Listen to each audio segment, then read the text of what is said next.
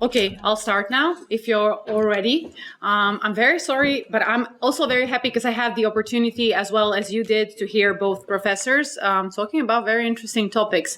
And now I feel a little bit sorry because the topic of the EU is sometimes very difficult to make interesting because it involves a lot of legislation, as you know, and I'm going to try to reverse it. So I'm going to go and just show you a brief overview of the legislation and some most important case law, and then we're going to do something called, to guess how many women we have in the parliament or in the European Court of Justice, etc., because it's the most interesting part because, as we heard from Professor Vlajković, a lot of decision-making and gender-neutral or gender equality parity-based decisions are made in that way. So we'll just start from the some quotations, because I always like to start with the quotation that, in a way, and I'll be very brief. I think that the thing that we are learning right now, there's just the realization of equality, meaning of equality in either way, equality of men and women or equality on any other ground, but in this particular case of women and men, needs to be understood as a prerequisite of a democracy. And what we all know, what EU strives for is, those are the goals of democracy, rule of law, non-discrimination, etc. We go through that. So in a way, my opinion is not related to the EU, but related to any other organizational system or regional system, that democracy should and will be read in a legal sense and in the political sociological sense, read as including gender equality in their democratic system by member states or by any other international organ. So I'll pass just to a brief overview what I will cover today. Do people hear me when I go like this? Do you think that they hear me? Well, yeah. Do they hear me? Yes, can you hear me? Can you hear me when I go like this? Because it's more comfortable for me right now. No, I'll go like this. So today we will cover they can hear me. We will cover the question, why was not gender equality or just the issue of gender, why wasn't it raised at the beginning? When the EU, we will say was not the EU, the European communities were initiated or founded. So that was the first question. The second will be the policy. Of course, that's the most boring part, we'll tell you, because we will cover the primary law and the secondary law, and then we will go to the European Court of Justice, and then the follow-up will be the soft law or the strategies and I would say the Eurobarometer with its results. So does anybody know why was not gender equality or gender or human rights included at the beginning, like in the European communities or in the 50s or in the 60s of the 20th centuries? Well, perhaps when they were first established, the European community was kind of based around economic motives, and they had the creating that homogeneous economic kind of field market. So that was their primary motive of establishing. So I think that's why they didn't they were not made to guard human rights. Yeah, they were, exactly. They were made in the beginning, as we would say, and this is what I always insist when I'm working with students. In the beginning, it was just purely economic for the trade purposes. Of course, there was politics behind, and we all learned about it because it was after the Second World War, etc. But the thing is, we wanted to prevent possible conflicts by joining our forces at that moment from six member states. Those was the neighboring states, and that way they were joining forces in the fields that they were most common of. So they jointly delegated it to actually say, okay, what do we have in common? What do we all strive for? Economic prosperity, number one, overcoming all of the problems that we have in the previous centuries or in the previous 50 years. And that's the thing. We want to prevent Second World War again. We want to prevent any other conflict. They didn't succeed in that. There were numerous conflicts as there is right now. But yeah, let's say that we wanted this Miss World goal, never again any other war or conflict. And then the only way that could be, done is by the theory of functionalism, meaning first function is you must be joined by a joint aim or goal. And that goal was purely economic in the beginning. So no human rights were included. And what was the only fact where we can find, actually, this is the start of human rights. This is most interesting part. The gender equality is actually the first sign of human rights protection in the European communities. In Article 119 of the Treaty of the European Economic Community, meaning Treaty of Rome in 1957, there was only one article, and I will show you right now, that reads that each member states shall, during the first stage, meaning the first stage of building the European communities, ensure and subsequently maintain the application of the principle that men and women should receive equal pay for equal work. And this is very interesting because, again, this was related to work, so the economic market. But this is the first time when you start learning about or studying about the human rights in the European Union or the European communities, this is the first thing you come up to. This is the thing that you read Article 119 and you start from the equal pay for equal work. And this was guaranteed in the 50s. But this was the thing, what I like to stress is the difference between the letters on the paper and the action. So even though it was the end of the 50s, nothing was done. You only had this guarantee that women should receive equal pay for equal work, but nothing else was brought up to. The directives were brought up in the 70s. So you had like 2 decades of a huge discrepancy between what was in the treaty, in the founding treaty, and what was done. And so we go, of course, there were struggle to actually ensure that there were place for women and they should be equally paid for equal work. Is that right, Mina, my dear friend from the Labour? Oh, I have another from the Labour. Yes, you please correct me because you know better than I do. I said that, so you correct me, or you can add something that I missed, and I will obviously miss something. So the employment of women and the problems should be raised in the European community. So not only on the national level, but also on the community level.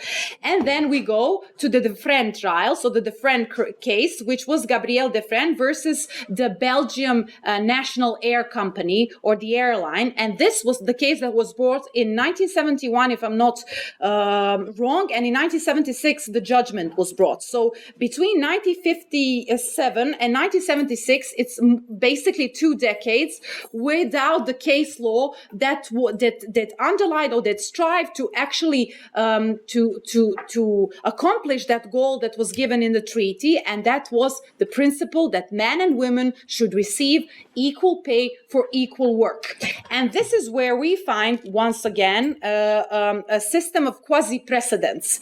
This is where the European Court of Justice comes into force, the importance of the principles that were founded in the judgments of the European Court of Justice. So here, something that was laid in the treaty, the principle that was laid in the treaty, was once again underlined and stressed by the court, and that was considered to be the moment where really EU was not merely an economic union. This was like the strike where they said the European Union, or the European Union that is going to be, is not merely an economic union, it's a sui generis entity, as we all know, but it is at the same time intended to ensure social progress and seek the constant improvement of the living and working conditions of everyone, meaning of their people, men and women, equally.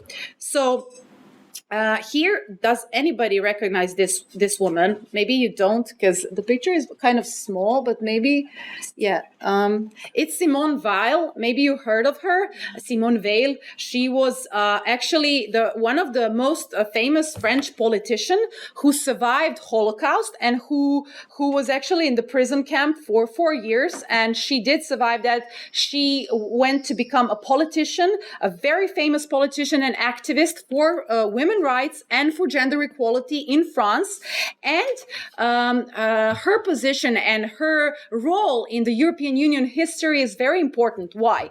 Because in 1971, there was a decision that for the first time, the EU, or the European communities, are to organize direct elections for the European Parliament. So it was a huge step for the democracy in the European Union. That was a huge step, another way, for the critics of the democratic deficits that endures for the decades. Professor Dragica knows better than I do.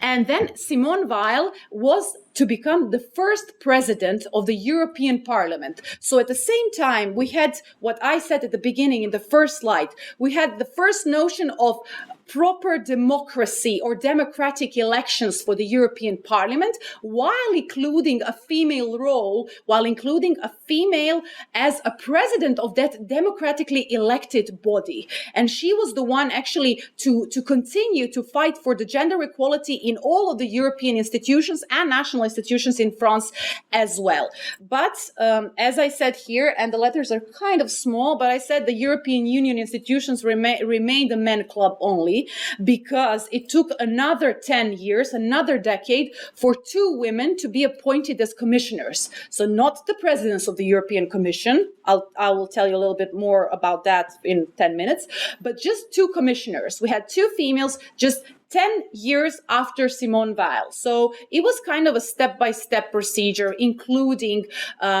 female, not only leaders, but female involved in genderly equally involved in the work of the European institutions. And then I go back just to give you a short overview of the European community to EU, from the equal treatment in equal pay for equal work to now gender mainstreaming policies. What I want to show you, this all will be on Moodle, because I actually added a lot of slides on my PowerPoint presentations just for you to have. But what I wanted to show you is the first step of the European Union, so the newly founded union, and that was in the Treaty of Amsterdam. So Treaty of Amsterdam was brought in 1999 to actually announce that the European Union is going to be a new enlarged political union. And while creating this enlarged political union that is not just going to be based on economic foundations or the foundations of the trade or tax or etc., they included new new articles, or they revised the older articles that were in the Treaty of Rome in 1957. I will just now like you to pay attention to the Article 13, which says the new article enables the Council to take appropriate action to combat discrimination based on sex, racial or ethnic origin, religion or belief, disability, age, or sexual orientation. So now the Council, the new institution, is included in order to take action to combat discrimination. Further on, the amendment of Article 2 will include the promotion of equality between men and women. And then again, this is the most, I would say, innovative part of the Treaty of Amsterdam. This is the introduction of the gender mainstreaming. It says in the second paragraph, in all other activities referred to in this article, the community shall aim to eliminate inequalities and to promote equality between men and women. So in all other activities, meaning policies or any other legislation and policy activity. And now we're here to Treaty of Lisbon, which is kind of the end of the overview of the primary legislation. This will be all on Moodle. So I will just now like you to pay attention on Article 2. Article 2 is actually what is the core of the European Union. Those are the values of the European Union. And not only the European Union, but all common constitutional traditions of all member states, meaning 28 until 2020, now 27. So the union is founded on the values, and then they are named. And then the second paragraph goes, these values are common to the member states in a society in which pluralism, non-discrimination, tolerance, justice, solidarity, and equality between women and men prevail. And this was a very, I would say, the most important step of the Treaty of Lisbon, because the founders of that treaty wanted to put this paragraph in the foundations of the European Union. So not in the treaty on the functioning of the European Unity, but on the treaty on EU. And this was the most important part. They added, again, from the Treaty of Amsterdam, Article 3, with the gender mainstreaming announcement that the Union shall combat social exclusion and discrimination and shall promote social justice, protection, and again, equality between women and men. And now I will just stop for a second and draw your attention to the activities that are demanded from the European Union institutions or the European Union itself. The EU should not only promote, but it should also combat, meaning that now it includes European institutions that will monitor the implementation of all the secondary legislation in the member states that concern gender equality between men and women.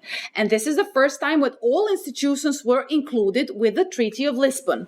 And then, like a cherry on the ice cake, Article 157 was added in the Treaty on the Functioning of the European Union, which says that each member state shall ensure that the principle of equal pay for male and female workers for equal work, and here I draw the line, or work of equal value is applied. So this is I would say, in a nutshell, what the Treaty of Lisbon revived and brought to the EU legislation level. And then I must not forget the Charter of Fundamental Rights. The Charter of Fundamental Rights is the source of primary legislation, and it was introduced again as a kind of an act that should, in a way, I would say, confirm that the European Union is not solely, as I already explained, the economic union or, God forbid, economic organization, but not. The European Union is, at the same time, a political union that strives to protect human rights, firstly, and all other rights of their citizens. And this is actually kind of a confirmation of the, in a way, creation of the European identity, and most importantly, European citizenship. So in the Charter, again, this will all be in my presentation, I will just draw your attention to the Article 23, equality between men and women. So equality between men and women should be ensured in all areas, and this is also very important because we know that the European Union does not cover and does not tackle and does not have the right to tackle all areas of EU policies in the same way. So here they say including employment, work, and pay, but shall not prevent the maintenance or adoption of measures providing for specific advantages in favor of the underrepresented sex. How do we call those measures that provide for specific advantages? Do you know? How do we call them? Yes. Okay. Now, directives. If you agree, I will just skip the directives because I will name all of them and you have them really explained thoroughly in my PowerPoint presentation. I will just mention that all directives are the pillars where those articles of the Treaty of the Lisbon are actually rolling. Those are the wheels of the car that is the Treaty of Lisbon and the guarantees of the gender equality between the men and women. And directives are very important from, several perspectives, because do you know, maybe this is just my hope, that the difference between the directive and regulation in the EU in a legal sense. Sofia. Well, regulations are like laws and they're directly applicable in the legal system of the country, while the directives are more like, directives. They say what the state should implement in their legal system, but it leaves certain freedom for the state to appropriate the objectives into its own legal system and decide what is the best course of action to get the same results. Yes. So in a way, really shortly, you're completely right. You said it better than I would. Really, the directives are the legal acts of secondary legislation of the European Union that provide for harmonization. So not equation. So we do not have all the national laws that are equal, but we harmonize our legislation of all the member states. This is the primary role of directive. So what is important regarding the the gender equality in the European Union, the goals of the directive. So when you read the directives, the most important thing is you read the aim. The aim should be provided by the member states. And there were a lot of member states during the case law and the European Court of Justice history that they did not do very well with, harmonizing their legislation when it comes to directives. Any directive, but especially directive of equal pay or directive of equal treatment between men and women in the access to supply of goods and services, for example, or in social security security, or there is a very interesting directive that I really look forward for you to read. That's a work-life balance directive, which is kind of a directive that is solely in the European Union, drawn in that way. And something that my colleague that entered right now, Anna Vlajković, draw my attention to is the directive of the burden of proof in discrimination cases. This is when I prepared for this, for this lecture with Professor Dragic, I would like to thank her and Professor Krstić and Čučković that gave me the opportunity actually to present my topic to you in a brief way. I actually concentrated on what I considered important directives in all social and political spheres where female should have equal role, opportunities, etc. But then in conversation with my colleague Anna, she told me, what about the directive on burden of proof in discrimination cases?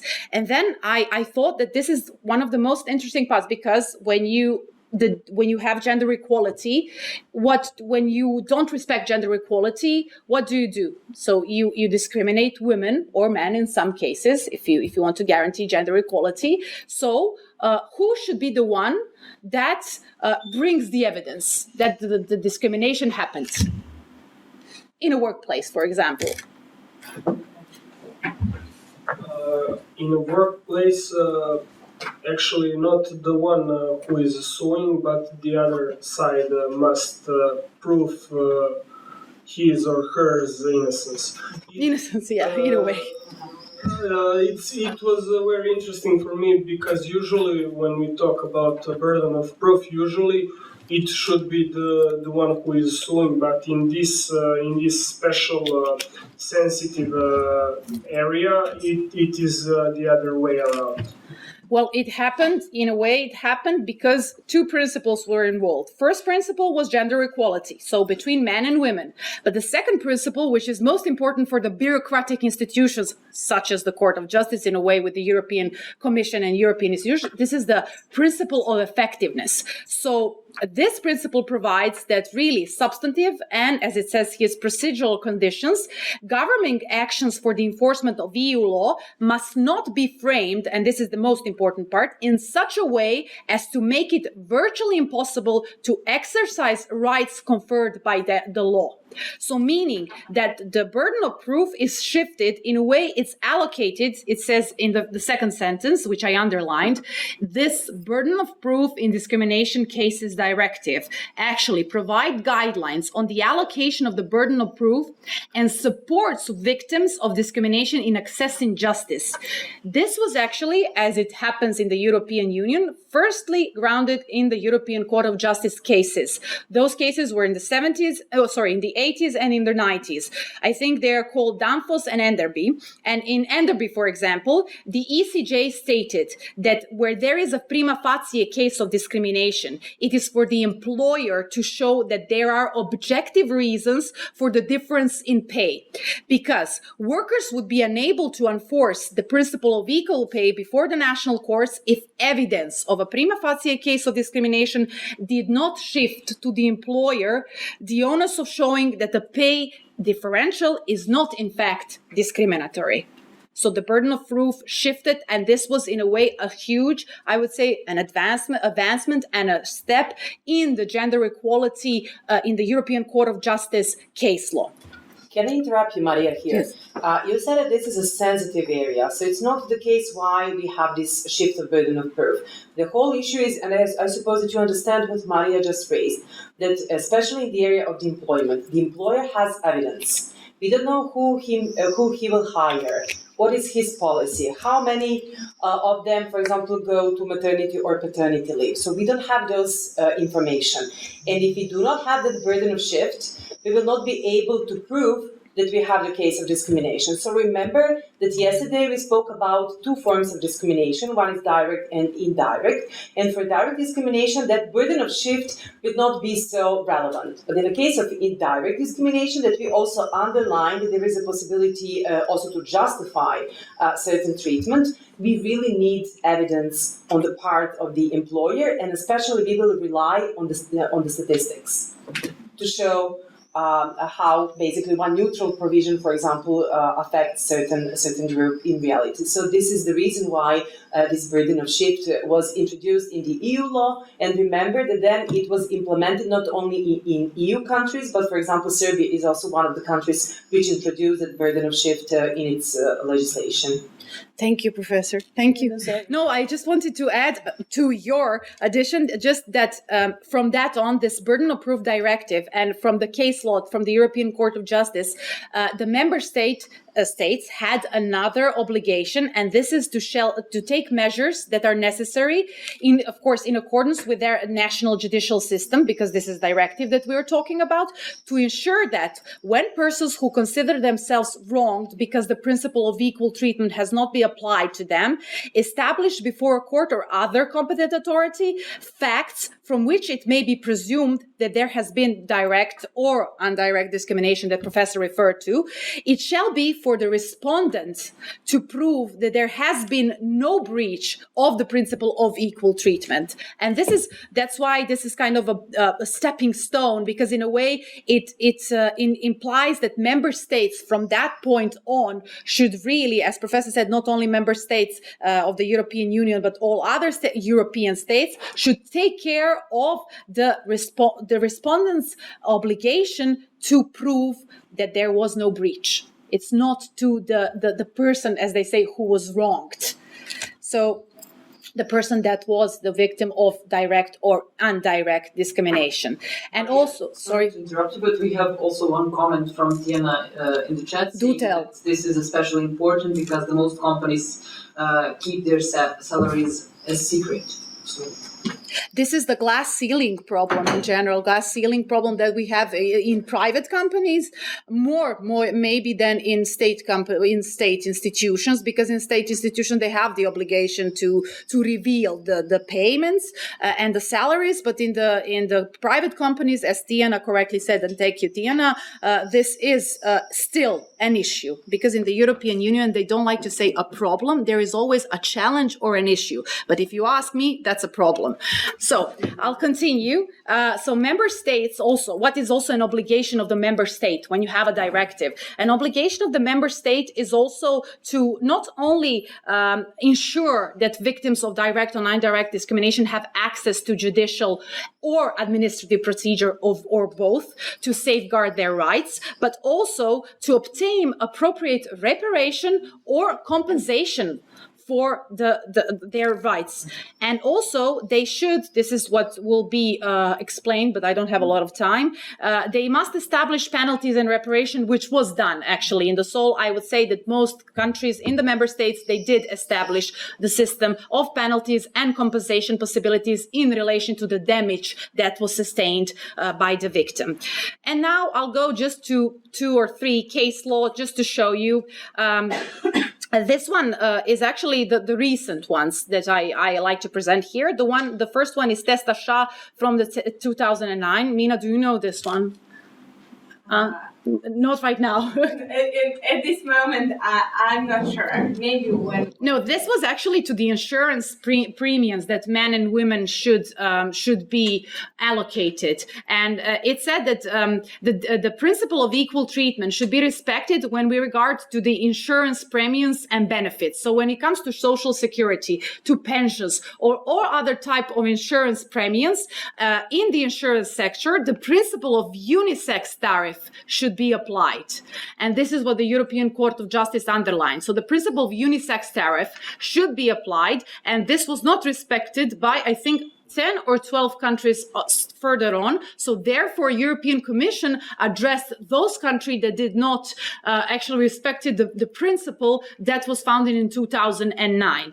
And then again, 10 years after, there was the case of Tesco stores in the UK, while the UK was still a member of the European Union, where there were more than, do you know, maybe the case of Tesco, you know, more than 6,000, I was sure that you know, more than 6,000 workers in Tesco actually raised a claim against Tesco regarding the equal pay. And they said that the female claimants submit their work and that of the work of the male workers employed in the same source, meaning Tesco stores, in the distribution centers are of equal value, and they are entitled to what? To have a comparative pay for their work. So the work of equal value. And so what the court held, of course, that's what I talked about, the cherry on the ice cake, Article 157, has direct effect. And this is very important. For example, if you are in the European Union and you are a worker in a Tesco store and you want to file a claim against the Tesco stores, which is a huge company, do you have the right, do you think that you have a right to say this directive directly applies to me? Can I be the one person? Can I ask for the directive to be directly applied to me, to my case? So in this case, you can, because it says that in this case, it has direct effect in proceeding between individuals because it was already implemented in the national legislation as a directive. And you have the right to say, well, Article 157 has a direct effect to me in proceedings as an individual that was in this case. And this we don't have time. I had the question for the discussion, when do you think that the different treatment is justified? But I will just, do I have time? Yeah, I have 10 or 15 minutes. Okay, now we come to the European Court of Justice. This is the more interesting part, as I would say, because now we guess how many judges, female judges we have, based solely on this one picture. No, I'm kidding. I will reveal to you, don't worry. So the president is basically the man in the center. You would guess that, the president. And this is the latest picture, which I searched for because I was actually inspired by Professor Vlajković lecture, and I wanted to look for the latest picture of the composition of the European Court of Justice. And we will now go to the facts, because they're dressed the same and maybe you can't see very well because they're all in dresses, but I'll show you what was the average of the judges' composition in the European Court of Justice. So, firstly, there has been no women president of the European Court of Justice, neither a president of the General Court of the European Justice. Those are the two only courts in the European Union dealing with the whole European Union law, whether it's primary law or secondary law. No women president. After all, in total, for 70 years, there were 111 people that served as justices, meaning as judges of the Court of Justice, and only 12 were women. So out of 111, only 12 for 70 years on were women. So meaning 11%. Here you have all the countries where they come from. And the first woman appointee to the Court of Justice was Fidelma O'Kelly from Ireland, and it was in 1999, so 50 years after the European Community was established. It took 50 years for the European Union Men Club, and meaning for the highest judicial institution, the only judicial institution in the European Union, to allow a woman to be a part of their composition body. And now you have, this is the best case scenario, you have 6 out of, on that picture we had 6 female judges out of 27, so 22% of them are women.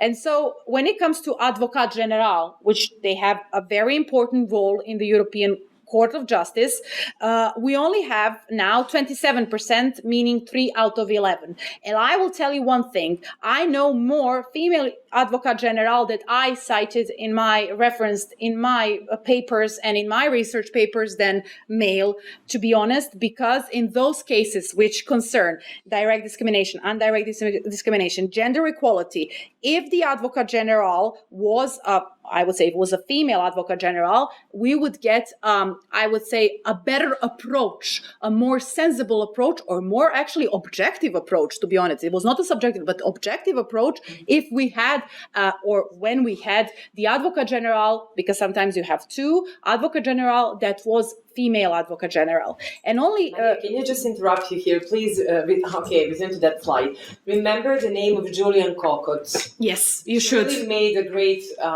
contribution to gender equality in the EU, which means what Marija said. Of course, it's really important to have a female general advocates, but they're not the same. and of course that they also advocate for different things. Kokot was really the one who made a huge difference. Thank you, Professor. Kokot is the one that I talked about in my PhD thesis, because Julian Kokot, Advocate General, she was the one that actually strived to explain every core value of the European Union in a proper way, meaning in a very thick, fundamental way, from the rule of law to the human rights to the concept of democracy in the European Union. And now we'll go to the General Court. Here we have more women. Women judges, no president again, but more women judges. But this again, according to one study, is again a positive trend, but in a way, you should look at the bolded part. They prove the tendency of giving women lower positions with fewer decision-making powers than men. Why? Because in the General Court, the General Court, their competences and the competences of the General Court are narrowed. And one thing you always have regarding the decision of the General Court, you always have the right to appeal. While on the Court of Justice, this is kind of I would say, a parallel to the Supreme Court. So when you would ask, do you have in the United States of America female justice of the European, in the Supreme Court, this is the parallel of the European Court of Justice. So you don't have a president and you have lesser, meaning fewer female justices in the European Court of Justice than in the General Court. But again, I would say this is a positive trend because there are 18 women in the General Court right now.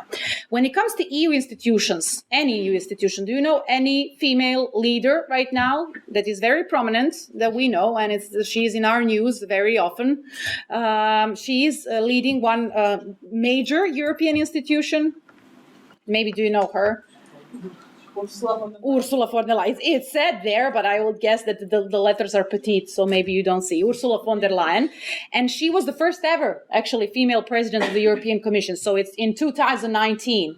So meaning it's 60 years or more than 60 years then from the foundation of the European communities that you have a female president of the European Commission. And she had a goal, the European Commission had a goal to have a more gender nuanced or gender equal approach to the EU institution hirement and everything. And what we have as a result, we have a kind of a positive trend in the members of the parliament, female members of the parliament. And I'll show you this picture. You have from the 1971 to 2024, you'll see the positive trend of the proportion between women and men in the European Parliament.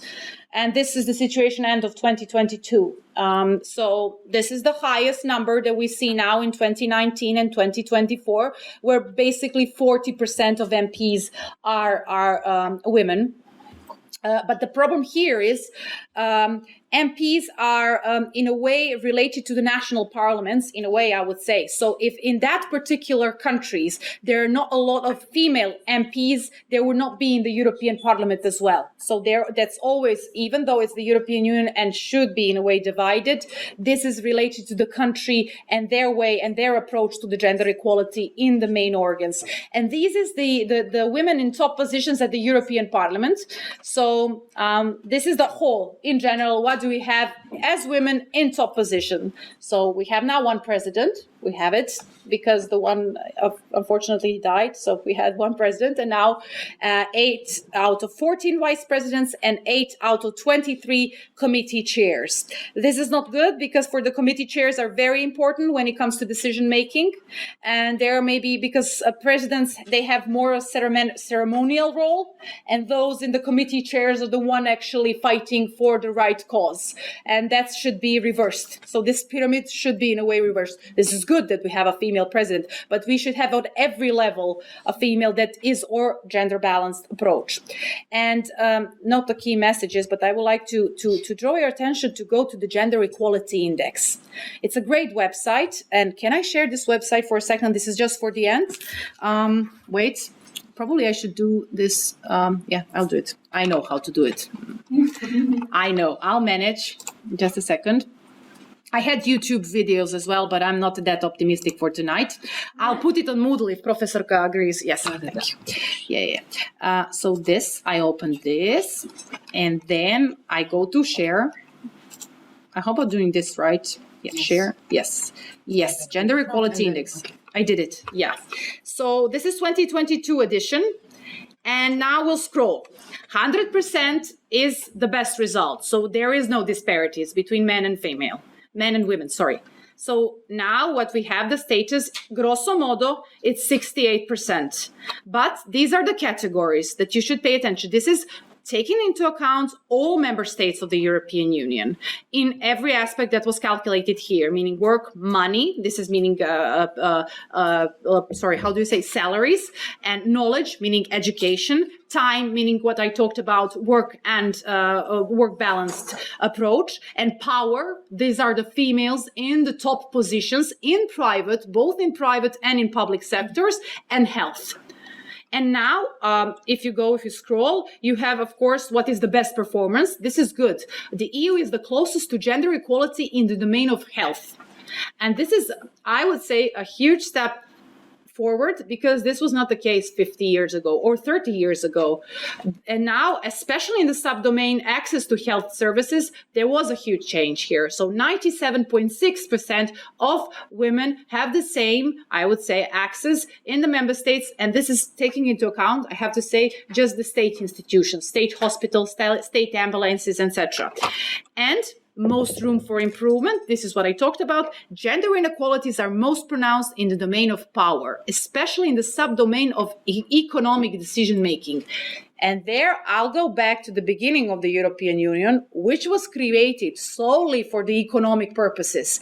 And it is in the foundation, the European Union really revolves, as they would say in the famous musical, money makes the world go round. It revolves around the economic foundations, and you don't have, not at least close, gender equality, meaning in the domain of economic decision-making. So this is something for you to take a look of. I'll put a link. There is the biggest improvement, a step backwards, etc., etc. And then you can research every category. So I'll just stop with this, and I'll stop with my presentation for right now, because I see it's 20:37, and I would like to thank you all for your attention, because you stayed this late for my part, and thank you everyone. And if you have any questions, I'm here. Yeah, you don't? You have? Thank you. So no questions. I'm good. Thank you everyone that were present online. Yeah, just to see chat. Yeah, just a second. Chat je samo mir što se.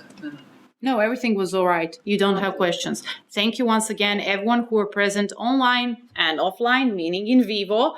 And yeah, have a nice evening and see you tomorrow, I guess. Thank you, professors. To the both of you, had the opportunity to hear again great lectures. Thank you. Thank you, Marija. Thank you. Yes, that's